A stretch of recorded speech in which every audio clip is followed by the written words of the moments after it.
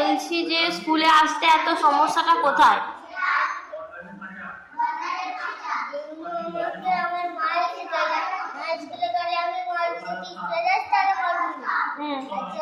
ঠিকই তো বলে, স্কুলে আসতে হবে, পড়াশোনা করতে হবে, স্কুলে কত বন্ধু আছে।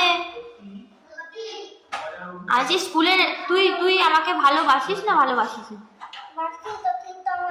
কতটা ভালোবাসিস আগে দেখা। তুই আগে আর কতটা ভালোবাসিস আমাকে দেখা। তাহলে ভালো যখন বাসিস, স্কুলে না এলে তো আমার সাথে দেখা হবে না। আমার কাল সকালে আমি নানি বাড়ি চলে যাব। এই মরেছে তখন তাহলে আমি কি করব? আমি তো আর তোকে দেখতে পাবো না। আমি তো তোর মতো কাঁদবো এবার, তাহলে তখন কি হবে? তখন তো কথা বলতে পারবি না, আমি কাঁদবো। তখন তুই এবার কি করবি? না, আমি কাঁদবো, বলবো আয়ান কেন স্কুলে আসেনি করে কাঁদবো। তখন তুই যেমন কাঁদিস। না না, আমি কাঁদবোই কাঁদবো, আমি কাঁদবো। না গো, আমি কাঁদবো গো, আমি কাঁদবো গো। এদিকে দেখো না একবার, আমি কাঁদবো তো তোমাকে না দেখতে পেলে। তুমি যেমন হ্যাঁ হ্যাঁ করে কাঁদো, আমিও তোমার হ্যাঁ হ্যাঁ করে। আমাদের একটা ইয়ে আছে, কিন্তু কোভিডের নাম হলে এইটাই।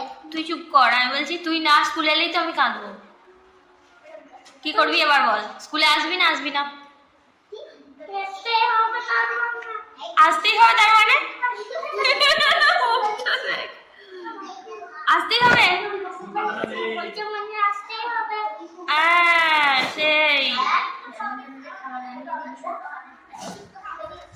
দাও, কি করবে এটা বলো।